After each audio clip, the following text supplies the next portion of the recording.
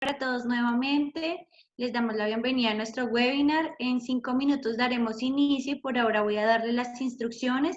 Por favor, vamos a tener silenciados todos los micrófonos y las cámaras. Si alguno tiene alguna duda o inquietud, vamos a escribirla por el chat. Internamente las iremos recolectando y en su momento las responderemos. En 5 minutos damos inicio. Todos. Es un gusto saludarlos en la mañana de hoy. Bienvenidos a nuestro webinar Historias de Pagarín Materializado para el Sector Cooperativo. En primer lugar, les voy a dar las instrucciones para los asistentes a nuestra conferencia. Por favor, se debe mantener silenciados los micrófonos y las cámaras apagadas. Queremos contestar todas sus inquietudes, sin embargo, por tiempo, el medio para realizar sus preguntas será el chat que encontrarán en la barra de opciones de la plataforma. Habilítenlo, escriban su pregunta e internamente las iremos recolectando y en el momento oportuno las responderemos en el mismo chat o por parte del expositor. El día de hoy nos acompaña como panelista Cristian Mendieta Clavijo. Él es abogado de la Universidad Católica de Colombia, especialista en Derecho Comercial y Financiero de la Universidad Sergio Arboleda y es especialista en Derecho de los Negocios, Derecho Informático y de las Nuevas TI de la Universidad Externado de Colombia. Es auditor interno certificado en ISO 20001, gestión de servicios de tecnologías y de la información, con experiencia en el sector de tecnologías de la información TI, en especial en interoperabilidad del sector público y privado como servicio ciudadano digital, firmas digitales y electrónicas, títulos de valores inmateriales, blockchain, entre otros. Actualmente se desempeña en el cargo de Legal Counsel en Olimpia TI, empresa colombiana proveedor de factura electrónica, entidad de certificación digital, pasarela de pago, certificada en servicios de ciberseguridad, entre otros. Cristian, te damos la bienvenida. Muchas gracias por acompañarnos. El auditorio es todo tuyo. Muchas gracias, Alejandra. Pues primero una prueba de sonido. ¿Me escuchan bien? Perfecto. Listo. Entonces voy aquí a pasar al siguiente slide. Me confirman, por favor, si ya lo ven, que se trata sobre el marco jurídico de las firmas. ¿Perfecto? Sí. Listo. Muchísimas gracias, Alejandra. Y entonces, pues aprovechando el tiempo, primero agradecerle la oportunidad que nos están brindando en este momento con el propósito de explicarles una nueva forma de entender los negocios a partir de la nueva realidad en la cual, pues ustedes saben, ya vivimos. Incluso se va a formalizar desde el 1 de septiembre. Sin embargo, pues ya en esta nueva realidad nos encontramos inmersos desde el primer inicio de la cuarentena. Empiezo, digamos, con un pequeño comentario al respecto y es, durante este tiempo las fintech lograron un fortalecimiento importante de cara a los clientes, ¿sí? Entonces es importante que, por supuesto, todos los sectores, incluyendo, por supuesto, el cooperativo, pueda subirse en el bus de la transformación digital y, por sobre todas las cosas, en el bus de la cultura digital. Esto es muy importante, ya que de lo contrario, pues quien no se encuentre inmerso en la cultura digital, quien no tenga la capacidad de superar las barreras y las fronteras que nos expone el mundo digital, pues estará llamado a generar un rezago importante respecto de los modelos de negocio que se está planteando. Sin más preámbulos, entonces aquí les presento cuál es ese marco jurídico que nosotros debemos tener en cuenta a la hora de empezar a apropiarnos de la cultura digital. Resulta que más o menos en el año 96 y durante 15 años de discusión antes del 96, a nivel mundial ya se hablaba sobre el valor de los mensajes de datos y qué debemos entender por mensajes de datos. Todos los documentos electrónicos, todos los mensajes, todas las respuestas a las transacciones que nosotros generamos diariamente a través de nuestros diferentes dispositivos. Entonces, ya en el año 96 se formaliza y se dice, necesitamos una unificación y un primer inicio de regulación mundial sobre los mensajes de datos y su valor probatorio y su valor legal, para ser incorporados en el mundo como tal de para ser incorporados en el mundo con fuerza legal, ¿sí? Entonces, en el año 96 nace como tal la ley modelo de la CENUSMI, que es el brazo para el comercio internacional de las Naciones Unidas sobre comercio electrónico. Colombia, muy juiciosamente, en el año 99 adoptó esa ley modelo de comercio electrónico a través de la ley 527 de 1999. Tal vez es una ley que algunas personas ya habrán tenido la oportunidad de escuchar. Sin embargo, para los que no la han escuchado, en esta ley, aunque se llama Ley de Comercio Electrónico en Colombia, lo que realmente detalla es el valor legal y probatorio de los mensajes de datos. Empieza a jugar con los temas como, por ejemplo, de cuándo se debe entender que un mensaje de datos es apto para presentarse ante una autoridad judicial, administrativa, cuando ese mensaje de datos tiene valor entre las partes que así lo comunican. Posterior a eso, a nivel mundial siguieron generándose las discusiones sobre otros mecanismos para implementar los mensajes de datos. Y aquí me voy a volver un momentico a la ley 527. ¿Por qué? En la ley 527 por primera vez hablamos en Colombia de las firmas digitales, ¿sí? ¿Y qué son estas firmas digitales? Es la capacidad, ¿sí?, de otorgarle a una persona un código numérico único, con el propósito de que ese código numérico, esa persona lo utilice para firmar documentos. Por supuesto, documentos que se encuentren en la red, documentos electrónicos. Y adicional a eso, la ley 527 del 99 nos dice, ojo, las firmas digitales deben ser suministradas por una entidad de certificación digital, ¿sí? Y la misma ley dice, las entidades de certificación digital deberán estar previamente autorizadas por el Estado colombiano para poder funcionar como tal.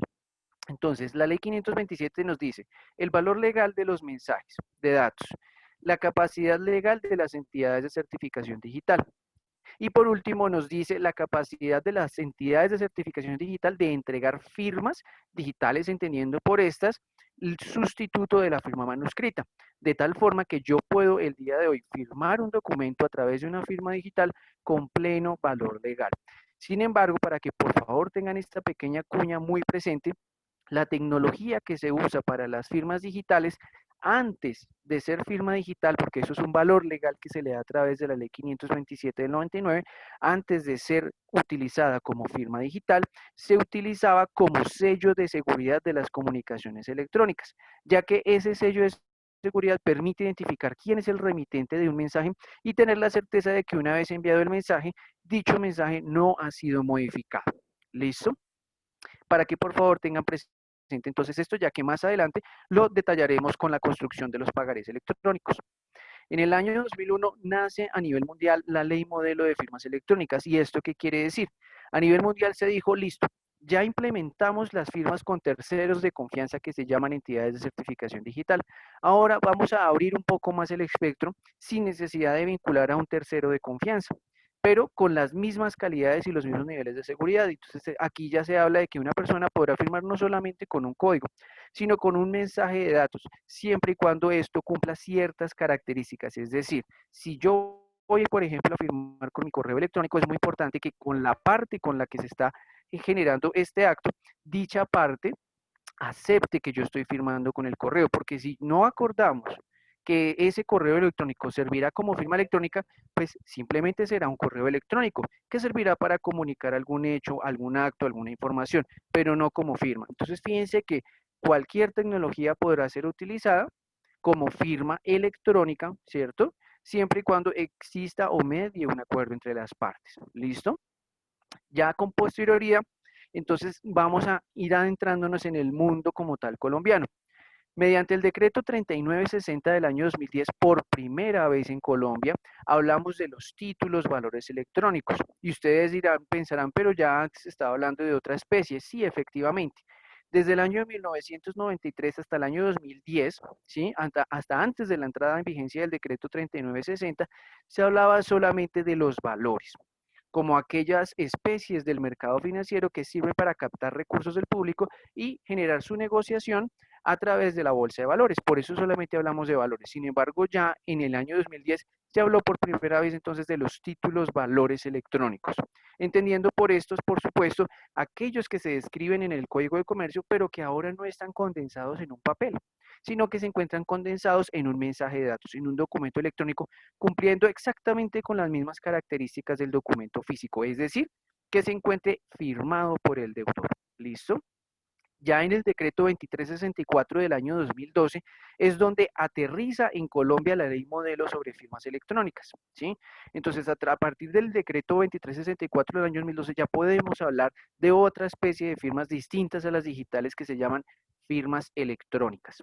Y las firmas electrónicas entonces podrán hacer códigos, contraseñas, datos biométricos, mecanismos de cifrado, ¿sí? De manera enunciativa lo menciona la norma, es decir, podemos firmar con cualquier mensaje de datos. Entonces, lo que yo les comenté respecto de la ley modelo de firma electrónica del año 2001, aterrizó en Colombia. Entonces ya en Colombia desde el año 2012 decimos, listo, si podemos pactar, si hacemos uso del pacto de firma electrónica, podremos firmar con elementos distintos a la firma digital suministrada por una entidad de certificación digital.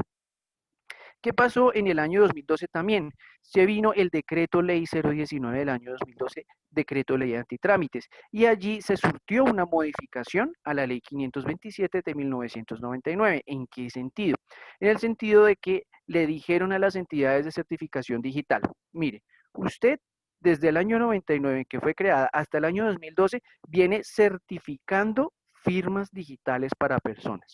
A partir del año 2012 y teniendo en cuenta lo manifestado desde el año 2010 sobre títulos valores electrónicos, le encargamos a usted la capacidad legal de certificar el registro, la custodia y los endosos de los títulos valores electrónicos. Entonces, a partir del año 2012, las entidades de certificación digital generan o se les otorga esa facultad legal mejor de realizar los procesos certificados de endosos electrónicos de los pagarés electrónicos, por supuesto. Aquí es muy importante tener en cuenta lo siguiente: si yo tengo un pagaré que nace en el mundo físico, pues su forma de endoso será al respaldo de este título o valor, ¿sí? Si yo tengo un pagaré electrónico, su mecanismo de endoso será a través de un sistema de registro, custodia de anotación. ¿Y esto por qué? Porque cuando yo tengo un papel, pues yo le puedo dar la vuelta. Pero cuando yo tengo un mensaje de datos, yo no puedo generarle o darle la vuelta o hacer una anotación en el anverso de ese mensaje de datos, sino que lo que yo hago es generar la anotación del endoso, ¿cierto? En el título valor, y a su vez dejo consignado cómo se realizó ese procedimiento en un sistema de registro custodia de anotación que se encuentra, por supuesto, en cabeza de un tercero de confianza como lo es una entidad de certificación digital. Colombia hizo esta introducción teniendo en cuenta las discusiones que a nivel internacional se generaban sobre la materia. Esas discusiones que para el año 2012 eran eso, discusiones, se transformaron en una ley modelo de documentos electrónicos transmisibles en el año 2017. ¿Esto qué quiere decir? Que Colombia fue pionero en la implementación de los documentos electrónicos transmisibles.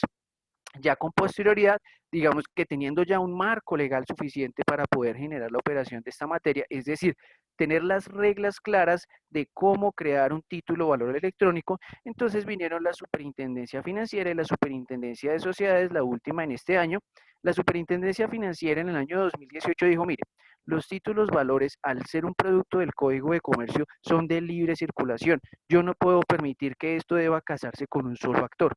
Y esto haciendo referencia específicamente a lo que estaba aconteciendo para la fecha con los depósitos centralizados de valores, que al tener la tecnología y al estar facultados legalmente por el decreto 3960, tenían, digámoslo así, un espectro mucho más amplio para poder desarrollarlos.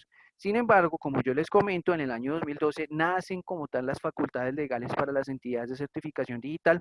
Por supuesto, quien más se ve beneficiado de esta tarea son los consumidores al tener una gama de competidores más amplia, ¿sí? Que pues hasta el momento se ha venido fortaleciendo. Entonces allí ya la Superintendencia Financiera entra y dice, esto no es de un solo actor. Los títulos valores, como son del Código de Comercio, son de todos, ¿sí? Son para el uso de todas las personas que así lo necesiten, que así lo requieren. Por eso yo no tengo que pedir hoy permiso a nadie para poder firmar o obtener un pagaré cuando estoy prestando algún dinero. ¿Listo? Ya en el año 2020, hace casi un mes, la Superintendencia de Sociedades dijo, mire, adicional al tema de los títulos valores debe tener en cuenta las garantías mobiliarias, entendiendo por ejemplo la prenda. Digamos que la prenda ya hoy en día no se llama prenda, sino que se llama una garantía mobiliaria.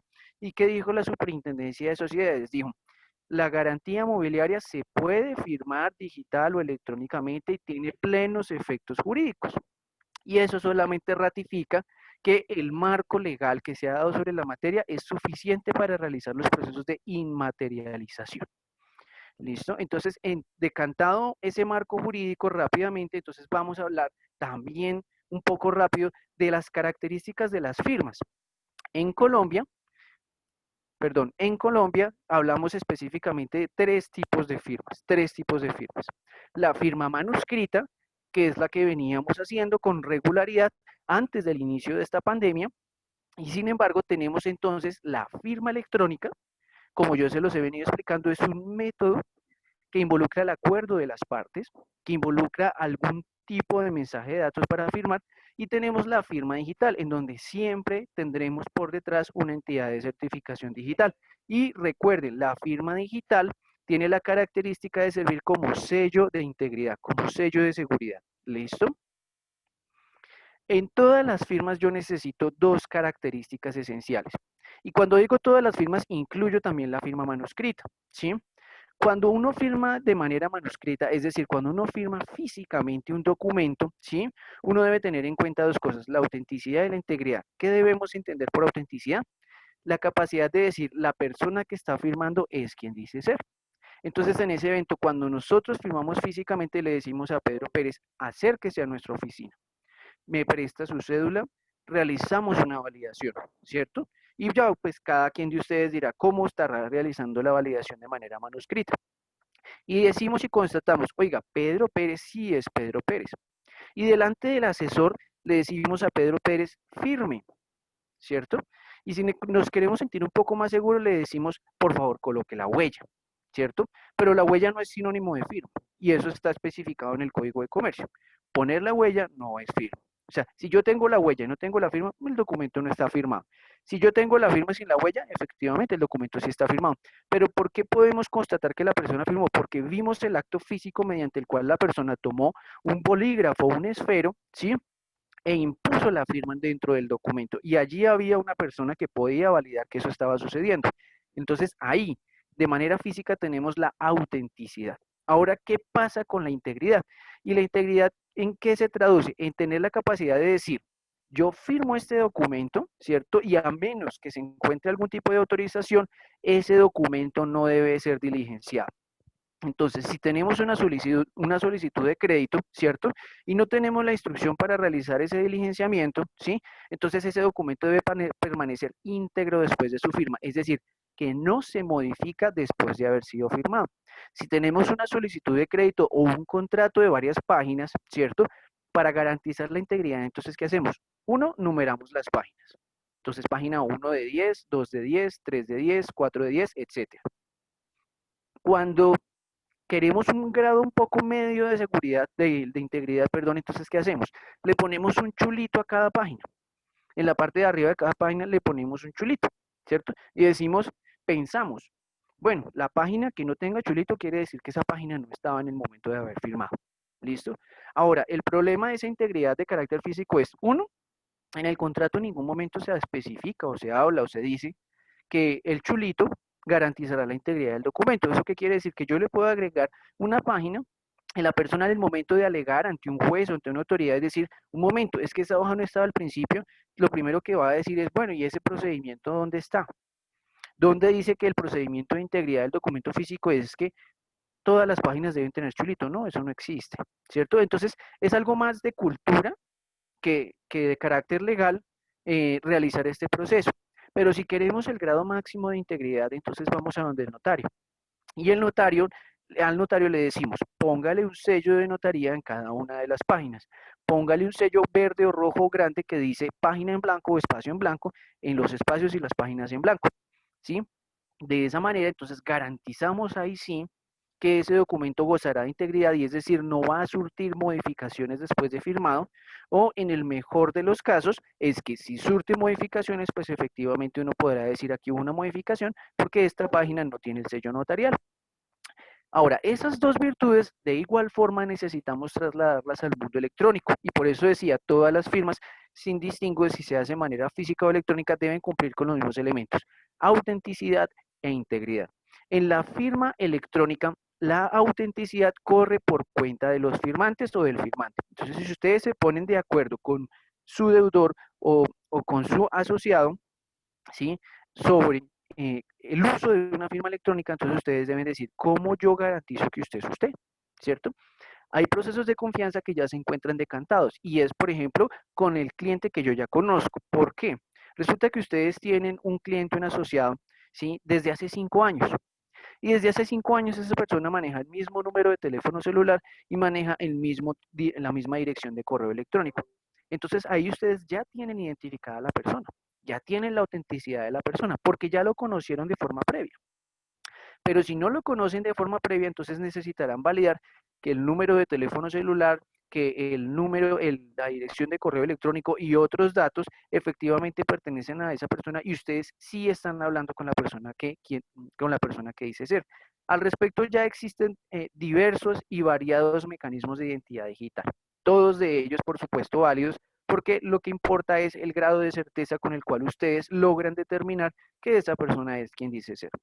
Resuelta la integridad, entonces resuelta la autenticidad, perdón, se necesita integridad.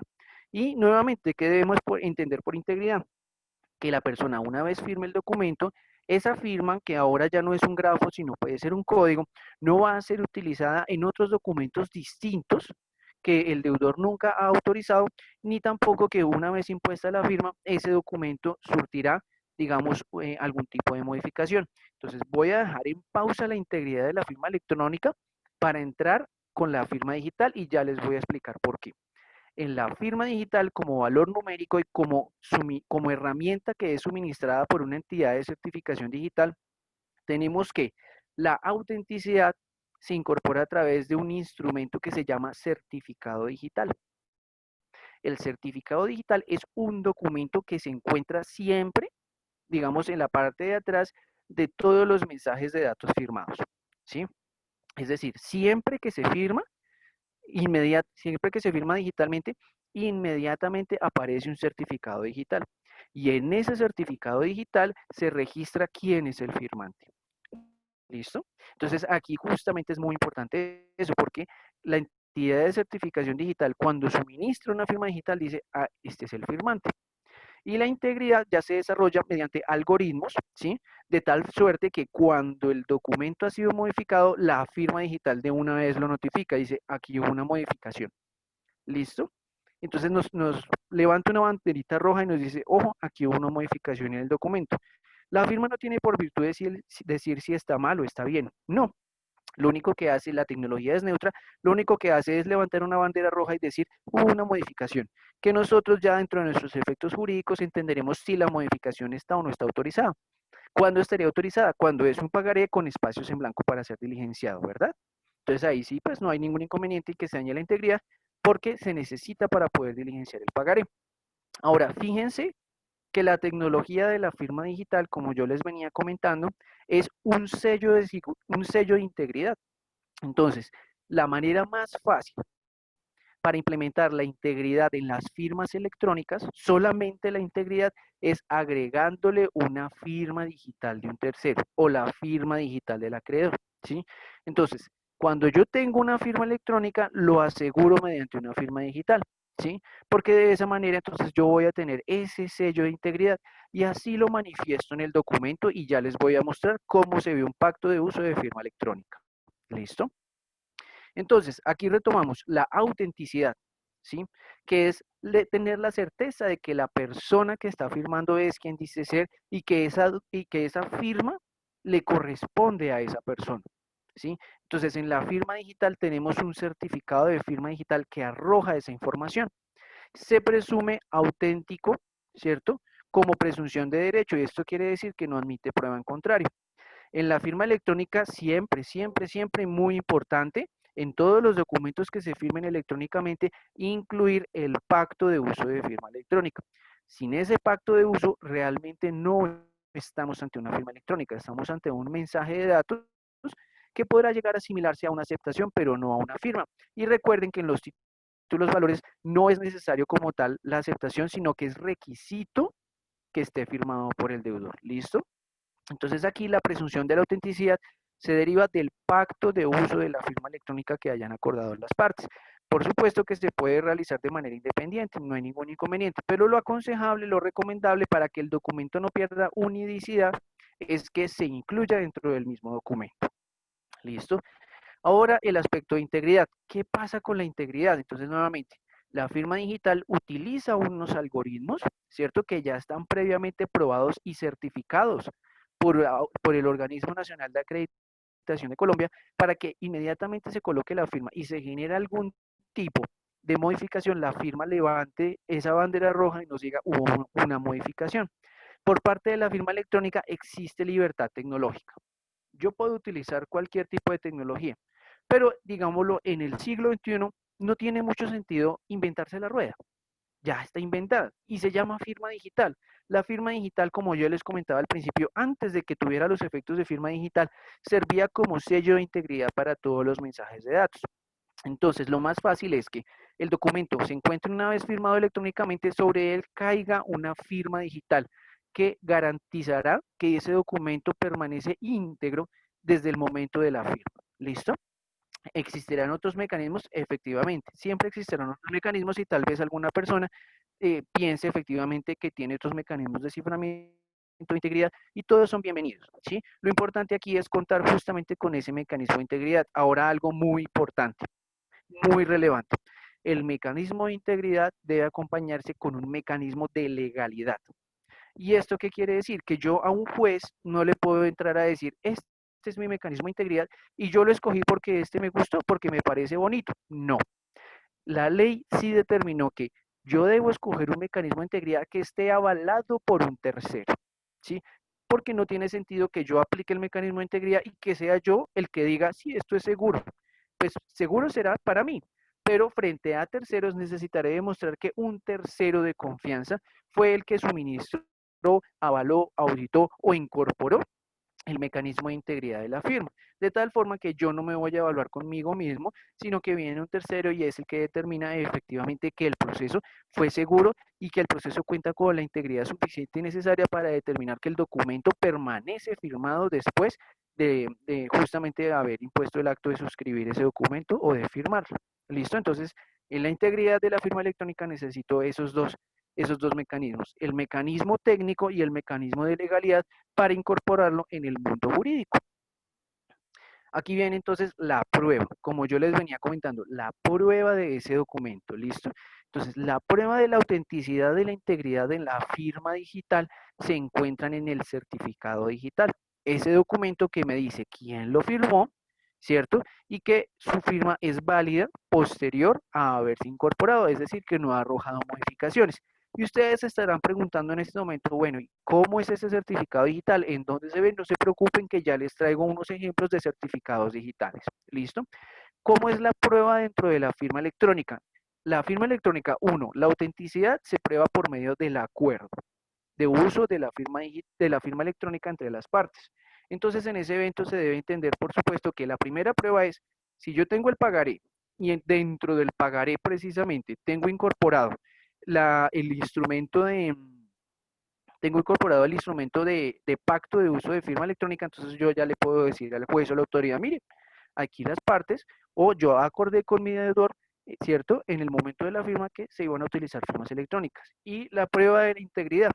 Si yo utilizo una firma digital como instrumento de integridad, entonces simplemente dentro del mismo documento se informará cuál es el certificado digital que prueba la integridad de ese documento firmado electrónicamente por el deudor. ¿Listo? Entonces, fíjense que los dos, digamos que los dos caminos conducen a una respuesta acertada. La firma digital por sí misma, ¿cierto? O la firma electrónica nutrida de la firma digital como mecanismo de integridad. Y lo que estamos haciendo simplemente es recorriendo los caminos probatorios de cada una de las firmas. Simplemente una acotación, es diferente el camino probatorio de cada una, pero las dos firmas constan del mismo valor legal porque pues así lo ha dispuesto justamente la ley. Estas son las definiciones, ¿sí?, de cada una de las firmas que existen en Colombia. La primera es la firma manuscrita que encontramos en el Código de Comercio. La segunda es la definición de firma electrónica que encontramos en el decreto 2364 del año 2012. ¿Sí? Fíjense que acá nos dice que son métodos tales como códigos, contraseñas, datos biométricos o claves criptográficas privadas que permiten identificar a una persona, hablamos de autenticidad, en relación con un mensaje de datos, siempre y cuando el mismo sea confiable. La confianza se traduce en integridad. ¿Listo? Y por último, encontramos la firma digital. La definición la encuentra en la Ley 527 de 1999. Valor numérico que se adhiere a un mensaje de datos y que utilizando un procedimiento matemático conocido. Y esto ya lo revisaremos no con gran detalle, pero sí con el propósito de que entiendan cómo la ley desarrolló algo que en la práctica ya existe. ¿Listo? Estos son los efectos de las firmas. Entonces, respecto de la firma manuscrita, entendemos siempre que la firma se presume auténtica. La firma electrónica se presume auténtica cuando está pactada en el documento o en documento aparte, pero la recomendación es cuando está pactada dentro del documento, ¿cierto? Y la presunción de derecho que lo da el artículo 28 de la ley 527 a las firmas digitales. Y entonces aquí decimos, esta no admite prueba en contrario. ¿Listo? Como ustedes ya lo podrán decantar, entonces uno dice, no, pues me iría más fácil por la firma digital porque pues es un proceso mucho más robusto y más seguro. Sin embargo, la firma digital, al ser un producto mucho más seguro, pierde experiencia de usuario. Y además que siempre debo tener al tercero que le suministre la firma al firmante. Es decir, la entidad de certificación es la única posibilitada para suministrar la firma digital al deudor. Mientras que eso no suceda, pues el deudor no tendrá firma.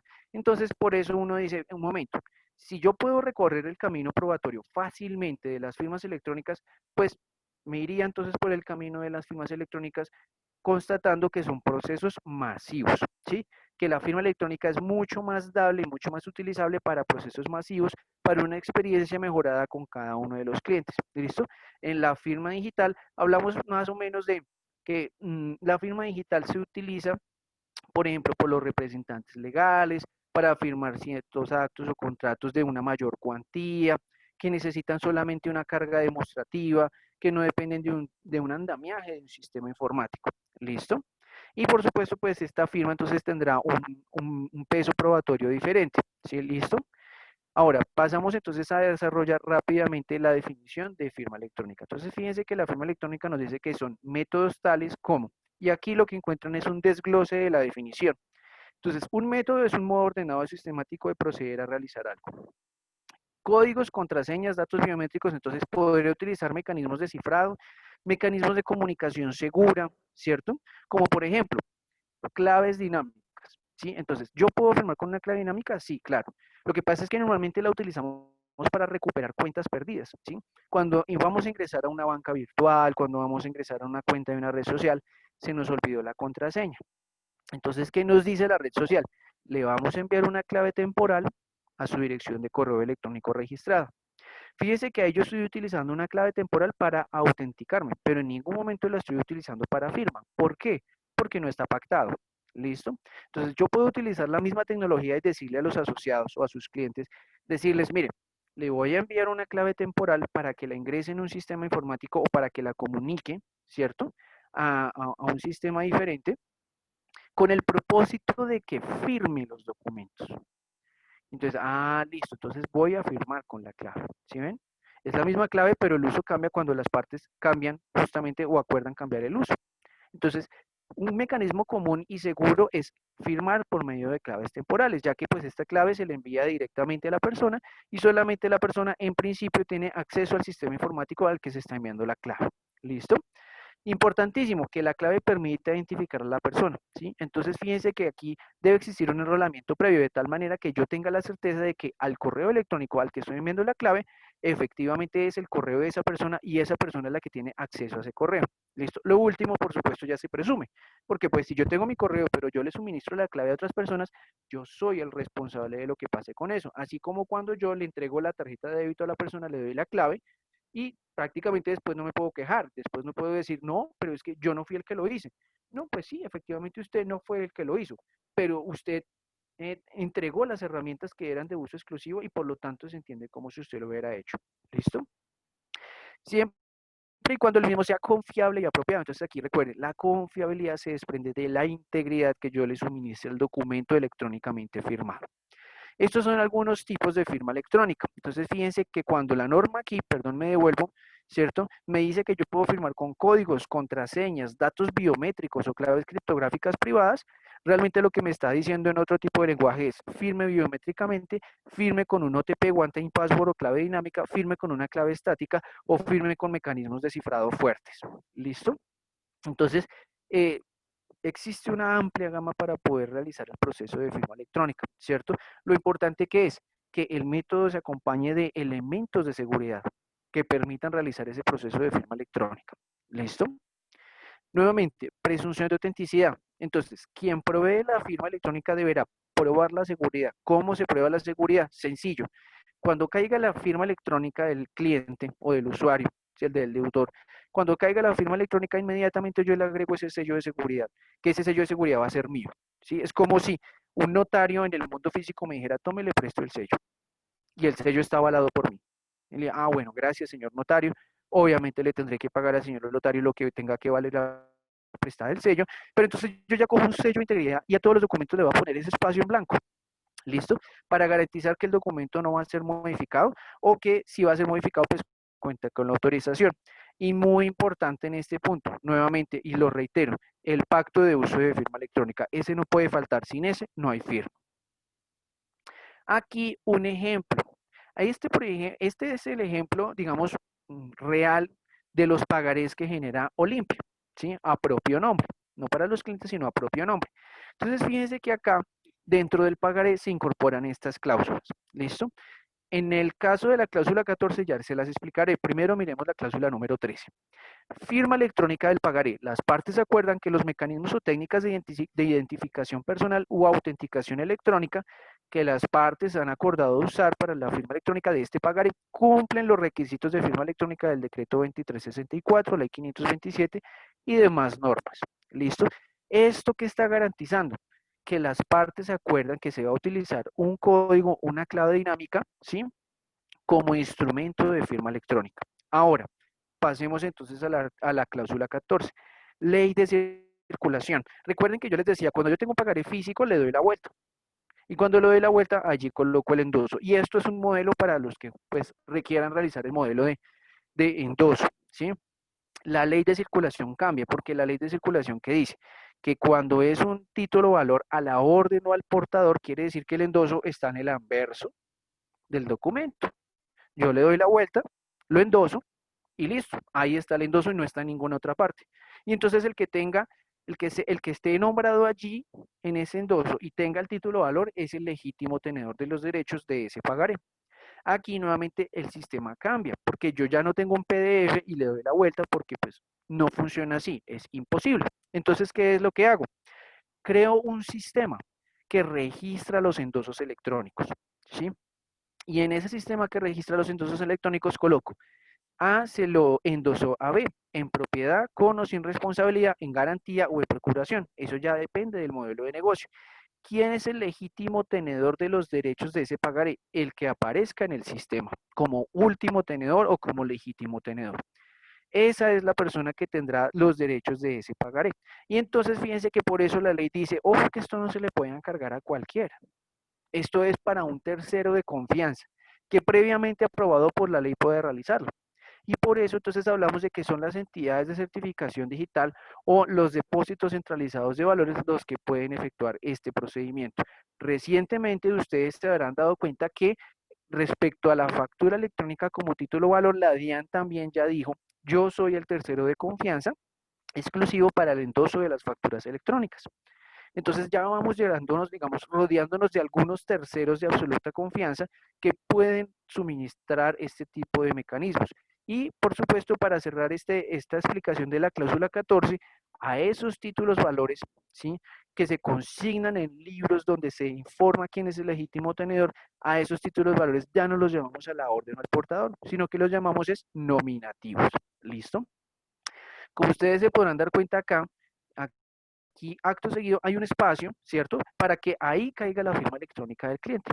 ¿Y cómo cae la firma electrónica del cliente? Cuando al cliente le llega entonces ese código, esa clave dinámica y lo ingresa en un sistema informático, de inmediatamente, cuando hay, digamos, validación, es decir, el sistema genera una clave, un ejemplo, 1, 2, 3, 4, se la envía al cliente, ¿sí?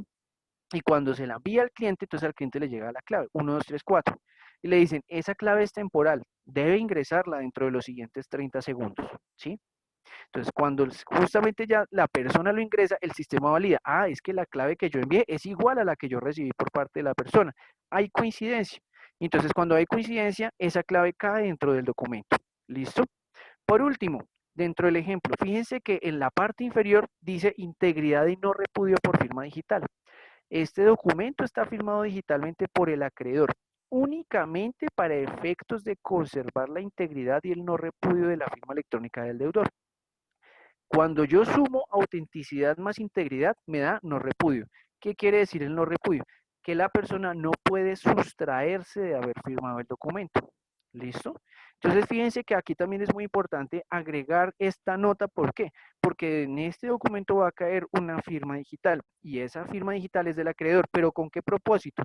Con el propósito de garantizar la integridad de la firma electrónica. Y fíjense que así lo manifiesta el documento. Entonces, cuando el documento tiene estas manifestaciones, por supuesto que la carga probatoria se me va a hacer mucho más fácil, porque entonces le voy a decir al juez, este pagaré cumple con todos los requisitos del Código de Comercio y cumple con todos los requisitos del decreto 2364 de la ley 527, que sirven como elementos transformadores de lo consignado en el Código de Comercio, sin que por ello se considere una intromisión legal. Entonces, estoy cumpliendo con toda la normatividad legal. No hay motivo o razón para que dicho instrumento no tenga validez legal. ¿Listo? Estos son algunos de los tipos de firma electrónica. Fíjense que hay firmas electrónicas que no son recomendables porque no generan una seguridad suficiente respecto del documento. Y un ejemplo de esto es la clave estática. Ya no hablamos de una clave dinámica, sino que le decimos a la persona, usted siempre va a firmar con la misma clave estática. ¿Y cuál va a ser su clave? 1, 2, 3, 4. Bueno, listo. Si usted quiere firmar con eso, siempre va a firmar con eso. Fíjense que ahí se pierde mucho el elemento de seguridad. ¿Por qué? Porque esa clave puede ser fácilmente, ¿cierto?, suministrada por otra persona. ¿Listo? Entonces, no es recomendable y no es seguro utilizar claves estáticas. Aquí seguimos entonces con el OTP, One Time Password o clave dinámica. Y fíjense que la recomendación acá es que requiere número celular y correo electrónico del cliente, de tal manera que a esos instrumentos yo le pueda enviar las claves con el propósito de que la persona firme. Acto seguido tenemos algunas características biométricas, voz, huella, rostro, ¿cierto?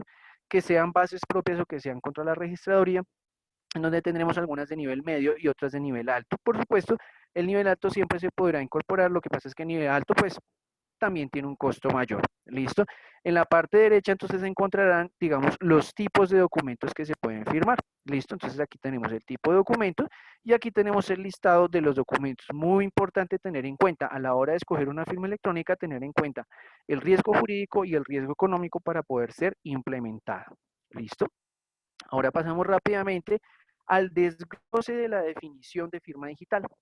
Entonces tenemos que es un valor numérico que se adhiere a un mensaje de datos y que utilizando un procedimiento matemático conocido vinculado a la clave del iniciador y al texto del mensaje permite determinar que este valor se ha obtenido exclusivamente con la clave del iniciador.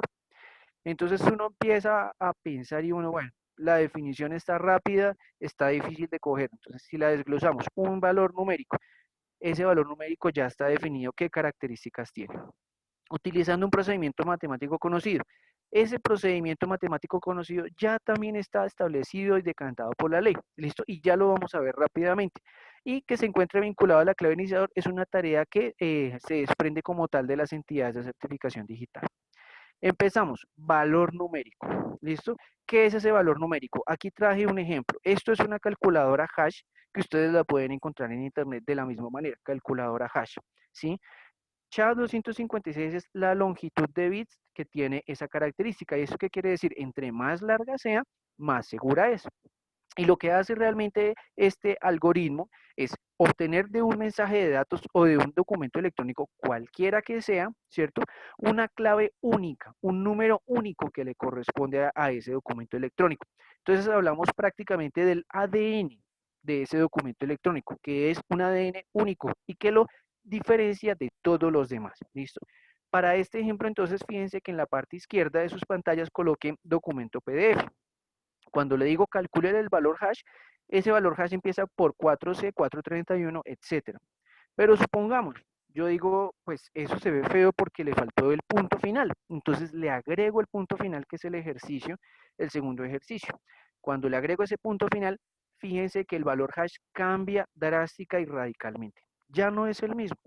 Entonces, fíjense que por agregar cualquier, digamos, punto, por incluso cambiarle el color al documento, el valor hash me va a cambiar.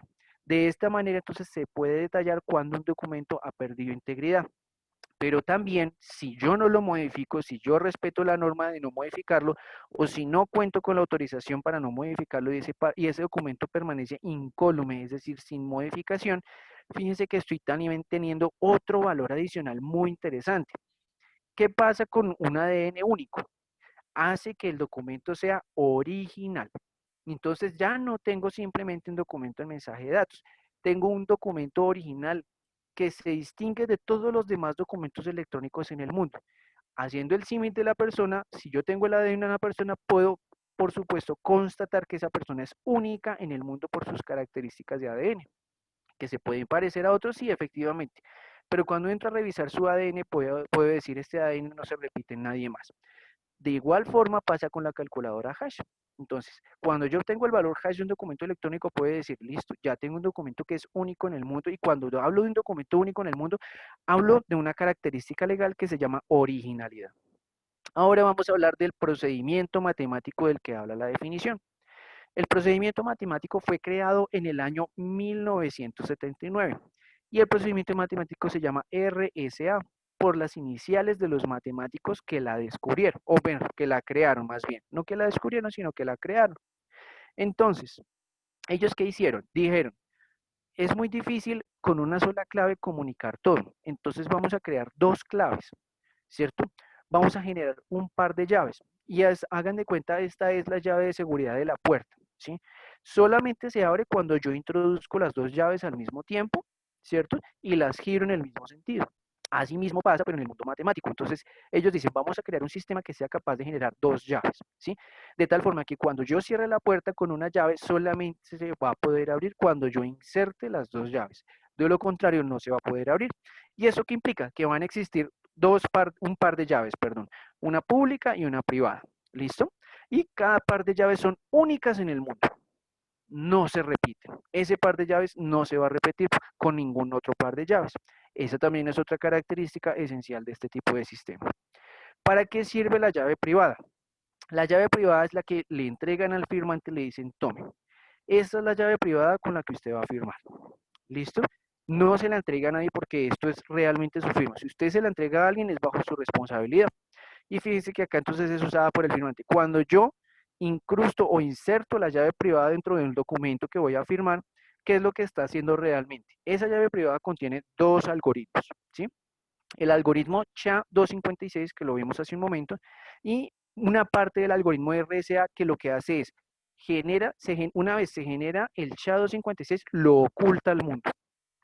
Simplemente lo saca del sistema y dice, como este es el ADN, yo no voy a permitir que nadie más lo vea, ¿cierto? Entonces se saca el ADN y lo oculta ante el mundo. Y dice el mismo sistema dice, solamente cuando me entreguen la llave pública, ¿cierto? Porque estamos hablando de la llave privada, cuando me entreguen la llave pública, ahí sí, entonces yo abro esa flor para que la persona que tiene el par de llaves pueda efectivamente validar la integridad de este documento y su originalidad. Entonces, cuando yo firmo, entonces firmo con la llave privada y de una vez le entrego la llave pública al receptor del mensaje, para que el receptor del mensaje pueda validar que efectivamente ese documento eh, tiene integridad y también es un documento original. ¿Listo? ¿Cómo se comprueba entonces la integridad? Tengo el mensaje de datos, que es el documento electrónico, obtengo ese valor hash, lo cifro con la llave privada del RSA, ¿cierto? Y el mensaje lo envío firmado. Ahí ya estoy enviando un documento firmado digitalmente. ¿Qué hace la persona cuando lo recibe? En principio la persona pues es lo que lo hace, esa es la que lo hace, pero lo que realmente sucede es algo automático en los sistemas informáticos, que es cuando la persona recibe, el sistema informático dice o reconoce que ahí hay un par de llaves, ¿sí? Él las combina, obtiene el valor hash que fue enviado, saca su propio valor hash, ¿sí? Esto sucede, por ejemplo, con la herramienta PDF. Saca su propio valor hash y los compara. Dice, comparo el valor hash que recibí versus el valor hash que en este momento estoy generando. Si los dos son iguales, entonces me va a decir, hay integridad. ¿Listo? Ese es el procedimiento de corroboración de integridad explicado pues de una manera un poco manual. ¿Listo? Esta aquí, digamos, justamente es el procedimiento gráfico. Entonces, tengo el PDF ya firmado, ¿cierto? Firmado electrónicamente, puede ser. Obtengo el valor hash, cifro ese valor hash, lo oculto al mundo, no es el mismo resultado, y lo envío. En el panel de firmas, cuando aparece el chulito verde, ¿qué quiere decir? Y este chulito verde tal vez algunas de las personas han tenido la oportunidad de revisar los documentos PDF firmados digitalmente. ¿Y eso qué quiere decir? Firmado y todas las firmas son válidas. Es decir, firmado y el documento goza de integridad. ¿Listo? Fíjense, este es un ejemplo de un documento PDF firmado digitalmente. Entonces, ¿qué dice acá? Firmado y todas las firmas son válidas. Y esa es una forma de corroborar que efectivamente ese documento goza de integridad. ¿Listo? Aquí les presento lo que les había prometido hace algunos minutos atrás, un certificado digital. ¿Listo? Fíjense, me voy a volver aquí un momento. En ese panel que está resaltado, aparece firmado por Ricardo Parado, que es nuestro gerente legal. Dice, la firma es válida. ¿Qué más dice? No ha habido modificaciones. La identidad del firmante es válida. La firma incluye una marca de tiempo. La firma está activa para un concepto especial que se llama firma longeva. Cuando yo voy a detalles de la firma, fíjense que hay una pestaña que dice detalles de certificado. Y esto lo pueden ustedes validar en cualquier documento PDF firmado digitalmente. ¿Listo? Cuando yo voy a detalles del certificado, me aparece esto. ¿Listo? Entonces fíjense que esto es el certificado digital. Y aquí yo puedo validar la identidad del firmante. Y recuerden, esto que estamos viendo es firma digital como firma digital. Pero exactamente lo mismo vamos a visualizar cuando tengamos una firma digital como sello de integridad. ¿Cuál es la diferencia? Lo que yo escriba en el documento electrónico. Si yo no escribo nada en el documento electrónico, pues se entenderá que está firmado. Pero si yo digo que el documento contiene una firma que tiene por objeto preservar la integridad del documento, listo, responsabilidad salvada, listo, porque es una ficción legal que es importante incorporarla. Ahora, fíjense que en el certificado digital de esa firma que les acabo de mostrar, lo primero que podemos visualizar es la clave pública del RSA. Y es un número bastante extenso, pero para que ustedes puedan verificar que efectivamente están constatando con una clave pública. También que encuentro la identidad del firmante, que en cualquiera de los dos casos es válido, porque el propósito de la firma digital es corroborar la identidad del firmante, no el cargo. ¿Listo? Entonces, en cualquiera de los dos casos es totalmente válido. En el mismo certificado digital, pero en la pestaña de confianza, y me devuelvo un momento, fíjense que aquí estoy en la pestaña de resumen, en la primera estoy en la pestaña de detalles, en la segunda estoy en la pestaña de resumen. Y aquí paso a la pestaña de confianza. Y aquí me dice, este certificado está establecido como anclaje de confianza y tanto él como los certificados emitidos bajo él son de confianza para firmar documentos o datos. Acuérdense lo que hablábamos de la firma electrónica. Si se fijan que la ley dice siempre y cuando el mecanismo o el método sea confiable, fíjense, aquí yo tengo un instrumento que me dice si es confiable. Entonces aquí son justamente el uso de las firmas digitales como método de con firmas electrónicas. Entonces, partimos de un gran eje y es que las firmas digitales sirven como firmas o sirven como sellos de integridad, dependiendo del uso que yo les quiera dar. Pero en cualquiera de los dos casos, fíjense que la misma técnica, si la misma tecnología ya me está diciendo, mire, aquí usted está contando con un mecanismo de confianza. Que usted lo use para firmar o que lo use para darle un sello de integridad a los documentos firmados por otros, no pasa nada, porque estos son efectos legales que nosotros somos los que decidimos cómo incluirlos en el documento. ¿Listo? Entonces, para cerrar este rápido capítulo sobre firmas digitales y electrónicas, entonces tenemos que la firma digital incorpora la integridad y la autenticidad en un solo mecanismo y se puede corroborar a través del certificado digital. En la firma electrónica incorpora la integridad desde el método usado. Entonces, yo puedo incluir un certificado como puedo incluir cualquier otra cosa y es válido siempre y cuando tenga la técnica legal y la técnica de la tecnología. Y su autenticidad como valor agregado legal y técnico. ¿Por qué? Valor agregado legal. Ojo con la cláusula. Tiene que estar para que se entienda que es firma. Técnico, un adecuado proceso de saber que ese correo le corresponde o le pertenece a esa persona. ¿Listo? De esta Listo. manera, sí señora, Tenemos una pregunta del señor Robinson Mora, te la voy a claro, leer. La bueno, exposición, la exposición me da a entender que aunque una empresa obtenga los dispositivos para recoger la firma electrónica de los pagarés de sus clientes y los necesarios para almacenar y conservar estas firmas, siempre se requiere de la SD para certificar la autenticidad de la rúbrica. ¿Estoy en lo correcto? sí. Pues yo le quitaría que no siempre. Acuérdense lo que yo les digo. Ustedes son libres de escoger el camino. Lo que pasa es que el camino más fácil lleva a la entidad de certificación digital, pero si ustedes dicen, no, yo no quiero la entidad de certificación digital, listo. Entonces ahí la invitación sería acredite un proceso de integridad ante un tercero de confianza e implementelo dentro de las firmas electrónicas. Pero pues nuevamente lo que yo les digo es, miren, esto está inventado ya. Es difícil inventarse la rueda, pero el camino está libre. Pero el camino ya, digamos, existe. Lo han recorrido las entidades de certificación digital por 20 años y por ende, pues es el camino más óptimo para poder llegar a ese resultado. Si partimos de que me dice siempre las CCE, yo le quito el siempre y entonces dice uno bajo la misma oración, ¿las CCE son el mecanismo fiable para aportar la integridad al documento? Sí, señor, efectivamente, las CCE son un camino fiable para poder aportar la integridad al documento de carácter técnico y también de carácter legal. No sé si quedó clara la inquietud.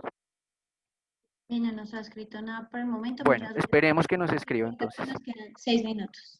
Listo. Entonces pasamos rápido. Ahora, entendiendo justamente cómo se desarrolla el proceso de firmas electrónicas y digitales, ¿cierto? Voy a pasar rápidamente aquí. El estampado cronológico es una firma digital especial, ¿sí? Que dice la hora en la que se firmó el documento de conformidad con la obra legal colombiana. ¿Listo? Esto sí es un valor agregado que se puede tener en cuenta. Y de igual forma, esto también se puede verificar dentro del certificado digital cuando se encuentra con ese valor agregado. Fíjense que acá en la pestaña resumen tenemos el sello de tiempo y en la pestaña detalles también podemos encontrar ese sello de tiempo. ¿Listo? ¿Qué pasa si yo no tengo el sello de tiempo? La hora de firma queda con la hora del ordenador o del computador desde el cual se firmó el documento. ¿Listo? Ahora rápidamente, entonces ya habiendo entendido de manera breve el uso de las firmas digitales y electrónicas, pasamos a los títulos, valores y materiales. Y esto es muy importante. La ley 527 los describe como documento electrónico transferible, porque su intención no es crear un nuevo título valor. Su intención es utilizar las tecnologías de la información para poder desenvolver algo que ya existe, que son los títulos valores del Código de Comercio. Nuevamente aquí, entonces vamos a hablar. Una cosa es el documento físico, donde yo incorporo el endoso al respaldo del documento, y otra cosa es el título, valor y material, donde yo incorporo el endoso en un sistema de un tercero de confianza que acredita quién es el legítimo tenedor de los derechos económicos consignados en ese pagaré electrónico. ¿Listo? Entonces, el pagaré electrónico es un título valor nominativo que por supuesto por su naturaleza legal se denomina documento electrónico transferible por la ley 527 y la ley modelo de la CNUI del año 97. ¿Qué debo tener en cuenta a la hora de poder revisar si una entidad de certificación digital se encuentra capacitada legalmente para poder ofertar ese servicio? Que se encuentre habilitada por el Organismo Nacional de Acreditación en Colombia, específicamente en las actividades número 7 y número 8. La número 7 es registro, custodia y anotación de documentos electrónicos transferibles. La número 8 es archivo y conservación de los mismos. ¿Listo? La SD, por supuesto, también, entidad de certificación digital, debe tener la capacidad legal de suministrar un documento, ¿cierto? En español, por supuesto, que especifique cuál ha sido la cadena de endosos de ese título valor. ¿Listo? Aquí entonces ya habiendo decantado el proceso de las firmas es mucho más fácil comprender. El pagaré inmaterial, ¿cierto? Viene firmado porque eso nos exige la ley, ¿sí? La ley que dice, título valor es aquel que está firmado por el deudor. Entonces necesitamos firmarlo. ¿Cómo? En nuestro caso, con una firma electrónica, ¿cierto? Que se le envía a la persona con una incorporación de la cláusula de la firma electrónica dentro del pagaré y con un sello de seguridad que se llama firma digital de conformidad con la ley 527. En cuanto a su circulación y negociación, como yo les comentaba, en el año 2010 solamente los depósitos centralizados de valores podían efectuar ese proceso.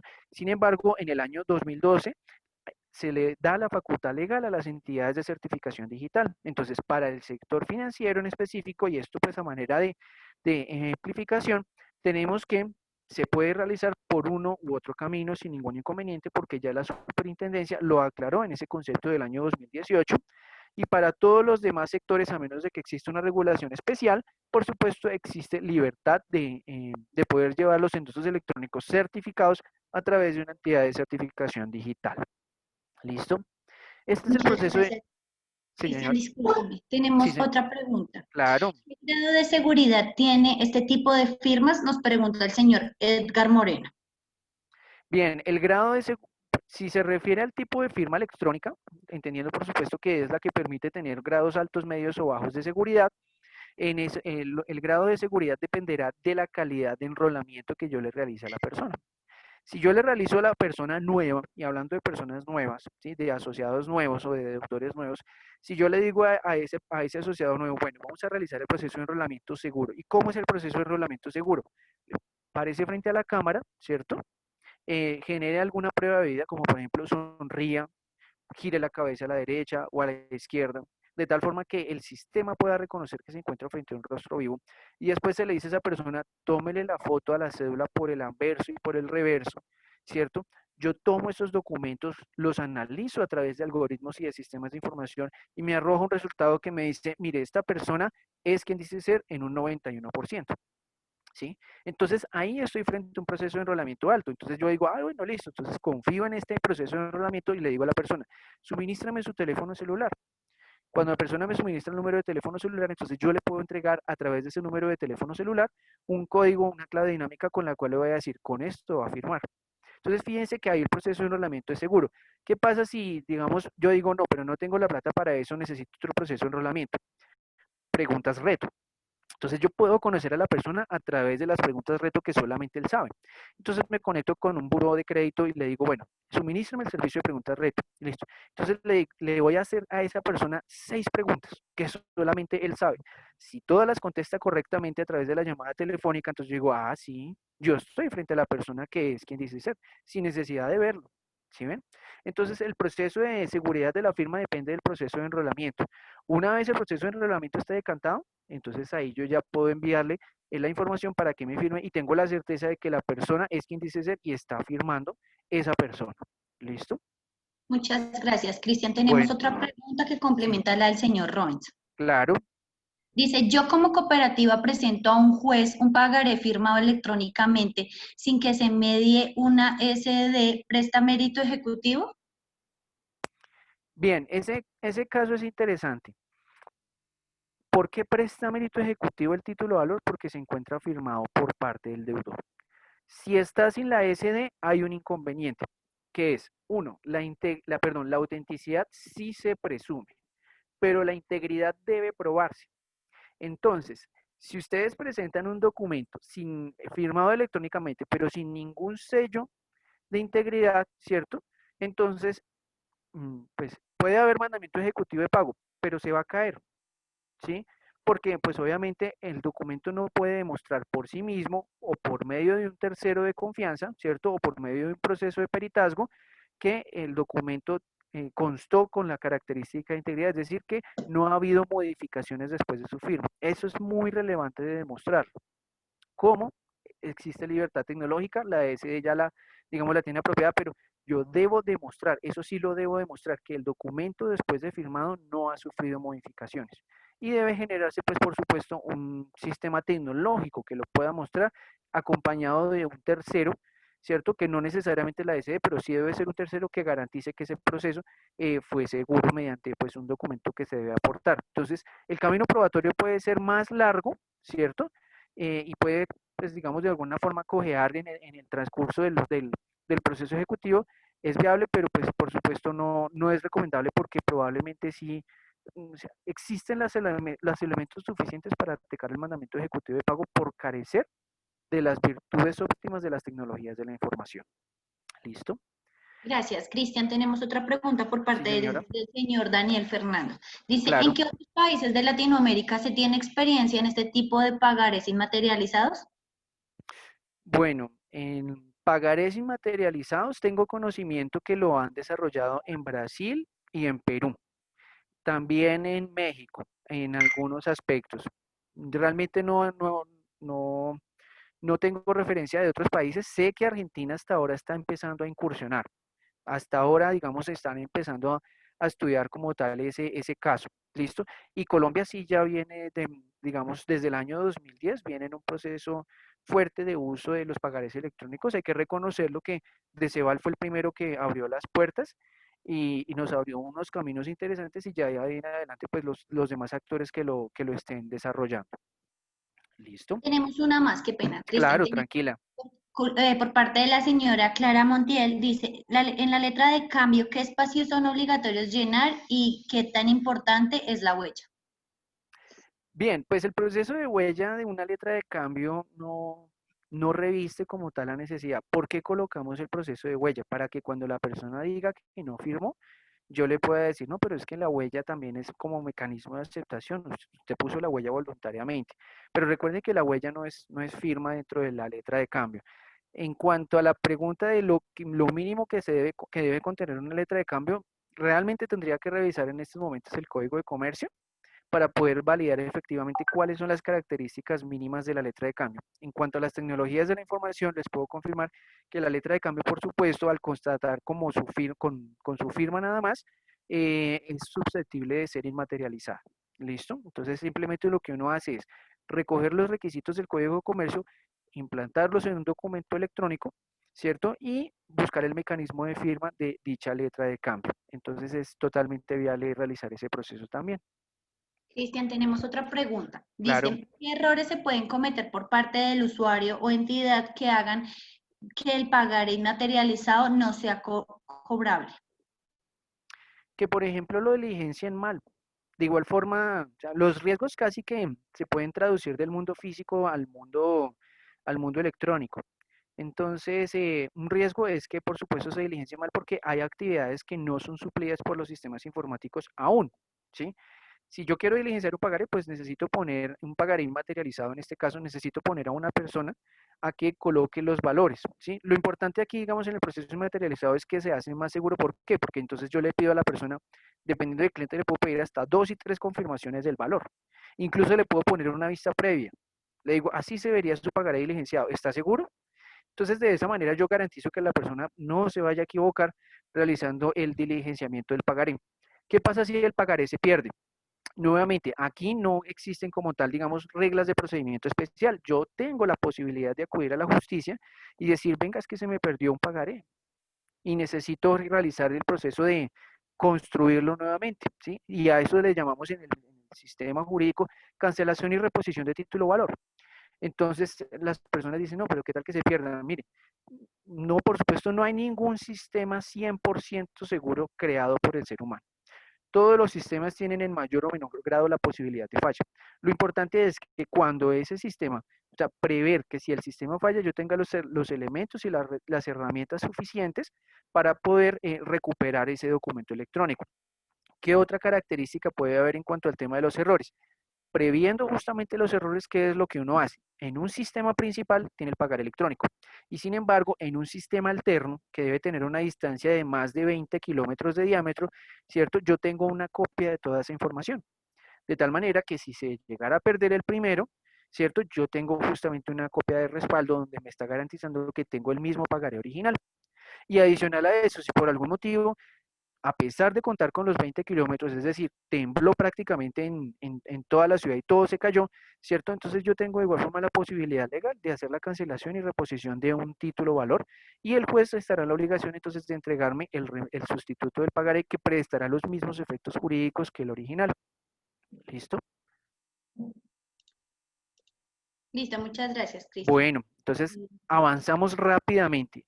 Les presento un certificado de registro custodia de anotación, ¿sí? Y esto pues digamos es real, por eso pues me ocupo de tapar de pronto el nombre del deudor con el propósito pues de garantizar la protección de datos personales. Pero fíjense que acá en este certificado lo que tenemos entonces, la primera acción es el registro, ¿cierto? De conformidad como nos lo dice la ley. La empresa Gmedia SAS se hizo acreedora de unos derechos de ese pagaré el día 2 de julio del año 2020. Y esta es una transacción certificada por la entidad de certificación digital, ¿sí? ¿Cuál fue la segunda acción? Endosarlo. ¿De quién? De Gmedia, que es el legítimo tenedor, y se lo endosó a Olimpia. Entonces aquí podemos constatar que es Olimpia y TESAS la legítima tenedora de los derechos económicos consignados en ese pagaré electrónico. Fíjense que el pagaré tiene una identificación única, ¿sí ven? Pagaré número y hay un número bastante extenso. Y esa identificación permite que sea ese pagaré único y no otro. Listo como parte de los métodos de seguridad de los sistemas de información. ¿Listo? La naturaleza jurídica que ya la hemos venido repasando, ¿cierto? Entonces necesito como tal el certificado de registro custodia de anotación, el certificado de la firma digital, que es el que viene incorporado, el que revisamos, y el pagaré original, que es un documento en PDF firmado electrónicamente de manera original o de manera sucinta por el deudor. ¿Listo? Ahora vienen los casos prácticos. Entonces, ustedes se habrán preguntado, bueno, ¿y esto sí es válido o no es válido? Entonces, importantísimo, muy importante, a la hora de generar la redacción de la demanda, ¿sí? ¿Y esto qué quiere decir? Ya no solamente puedo decir que el pagaré está firmado como lo hacía en el mundo físico, sino que por supuesto debo pedir de manera adecuada al juez que reconozca, ¿cierto? Que determine efectivamente dónde se encuentra la firma electrónica del deudor, ¿cierto? Y bajo qué marco normativo la firma electrónica se ha implantado. Entonces tengo unos hechos naturales y tengo unos hechos digitales. ¿Bien? ¿Cuáles son los hechos naturales? Pues el incumplimiento de un pago previamente acordado, ¿cierto? Los hechos naturales, la ley de circulación, cuando efectivamente ese pagaré se encuentre endosado. Y unos hechos digitales, lo que hemos conversado acá, pero de forma mucho más sucinta, ¿cierto? Hecho número 3, que el pagaré se encuentra firmado electrónicamente de conformidad con el decreto 2364 del año 2012. Hecho número 4, que dentro del pagaré se incorporó la cláusula de uso de la firma electrónica, por lo tanto se presume auténtico hasta que no se demuestre lo contrario, ¿cierto? Hecho número 5, que el mecanismo de integridad del que trata el artículo, perdón, el decreto 2364, que garantiza que el documento no ha sido modificado después de haber sido firmado o que después de haber sido firmado fue modificado de conformidad con las instrucciones dadas por el deudor, es una firma digital que se agrega acá y así se explica en el pagaré. Entonces fíjense que hay algunos hechos digitales que se insertan dentro de la demanda. Yo estaría casi seguro de decirles que si yo simplemente digo que el pagaré está firmado sin hacerle una explicación al juez, el juez me va a decir, pues no entendí. Y no es culpa del juez. Y no podemos decir que es que la jurisprudencia no es exacta en la materia. ¿Sí? Lo que podemos decir ahí es, venga, señor abogado, cultura digital. ¿Sí? Ojo, si usted no sabe pedirle al juez, el juez no le va a conceder. Y eso no es una manifestación de decir que la jurisprudencia se connota de manera insegura frente a los documentos electrónicos transferibles, sino que falta cultura jurídica por parte de los abogados peticionarios. ¿Listo? En el caso práctico número 1, entonces, firmamos un pagaré por valor de 50 millones de pesos el año pasado, ¿cierto? La persona no pudo pagar dicha obligación. Fíjense que en este modelo, pues que todavía no contaba con la robustez, digamos, no jurídica, sino estética. Es un pagaré pues sencillo que incluso yo mismo lo hice. En este pagaré la persona firmó mediante un OTP, un One Time Password, una clave dinámica, que bajo otras circunstancias yo puedo utilizar para otras cosas, ¿sí? Entonces, este es el pagaré de 50 millones de pesos más 500.000 pesos de intereses por una sola vez. El pagaré se presentó en su forma original. Ojo con eso. Yo lo presenté en mensaje de datos. Pues por reparto me correspondió el juez 17 Civil Municipal de Bogotá. Pruebas. El pagaré electrónico, el detalle de la firma electrónica, el detalle de la integridad del pagaré, que es lo que hemos venido hablando, y agregué una cosa, un manual de usuario juez. ¿Y para qué sirve ese manual? Rápida y sucintamente le comento al juez mediante imágenes y algunas pocas palabras y le digo, señor juez, así usted puede validar la integridad del documento. ¿Listo? Entonces le muestro y digo, mire, esta es la firma digital, haga clic aquí, como yo les comenté a ustedes, haga clic en detalles del certificado y aquí le aparece para qué sirve la firma y si ha habido o no modificaciones con posterioridad a la firma. ¿Listo? Entonces aquí está un ejemplo pequeño del manual de usuario juez, cómo se lleva de un estado de verificación de firma a una firma verificada. ¿Listo? ¿Cuál es el resultado esperado? Este es el mandamiento de pago. Fíjense que está por las mismas sumas de dinero. 50 millones de pesos más 500.000 pesos de intereses por una única vez. Y el reconocimiento de un título valor dentro del documento presentado. En el caso práctico número 2, y rápidamente lo comento, también qué pasa con la factura electrónica, pues también es un título valor. Y así la DIAN, así el Ministerio de Comercio, Industria y Turismo hasta el lunes de esta semana haya dicho que es título valor. Yo ya tenía la prueba desde hace más de un año que eso era título valor, ¿cierto? Entonces fíjense que lo que necesitamos es más cultura digital. No necesitamos una avalancha de normas que nos digan cómo debo moverme hacia la izquierda, a la derecha, atrás o adelante. No, lo que necesito es aprender de las normas existentes y demostrar que efectivamente esto ya existe. ¿Cuál es el resultado esperado de esta factura electrónica? El mandamiento ejecutivo de pago, ¿cierto? de conformidad pues con los valores que se adeudan al respecto. Las pruebas. Recuerden que la factura electrónica es incluso más complejo porque el original es un archivo que no está en español, sino en lenguaje de programación XML. Esta es la factura electrónica original, ¿sí? Aquí pues resalto como tal, digamos, la firma digital, cómo se realizó. Aquí detallo la cantidad de dinero y fíjense que no está en español. Y este es el original, ¿listo? Esto es la representación gráfica. Solo eso, no sirve para nada más, sino para hacerle entender al juez lo que está en el original, que es este. Si usted lo traduce al español, es esto. ¿Listo? Nuevamente, pues, ¿cuál es el resultado esperado? El mandamiento ejecutivo de pago respecto de una factura electrónica. ¿Listo? Todo este contenido se ha logrado condensar en un documento investigativo, ¿sí? Que se llama paper, ¿cierto? Sobre la construcción, verificación de los títulos valores electrónicos. Entonces, este documento, a través de nuestra aliado de datos, le será llegado a las personas que así lo deseen. No es un documento muy largo, es de 44 páginas y por supuesto detalla no tan a las carreras con un poco más de exactitud jurídica. Tal vez me disculpo si hicieron falta algunos elementos, todas las connotaciones respecto de los títulos valores electrónicos nuevamente desde su construcción, como lo vimos acá, no para ser ejecutados, sino cómo debe entender que se debe construir para poder llegar a una ejecución exitosa. Listo. Muchísimas gracias. Bueno, no, a ustedes y por supuesto estoy aquí pendiente de lo que necesiten. Claro que sí, igual invitamos a todas las personas interesadas en recibir las memorias de este webinar que nos escriban al correo que ya les puse en el chat y los invitamos para que nos despidamos todos. Si desean poner sus cámaras, por favor, habilítenlas, así nos despedimos todos y tomamos una foto de despedida.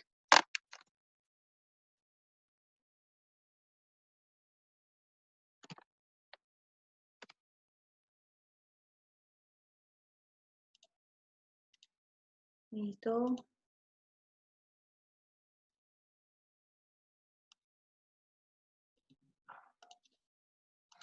Nuevamente les agradecemos por habernos acompañado. Están invitados al próximo webinar, que es el próximo jueves, dentro de 15 días a las 10 de la mañana, como habitualmente se hacen. Les agradecemos a todos por su compañía. Muchas gracias y nos vemos en una próxima ocasión. Hasta luego. Hasta luego. Muchas gracias. Muchas gracias, hasta luego. Hasta luego.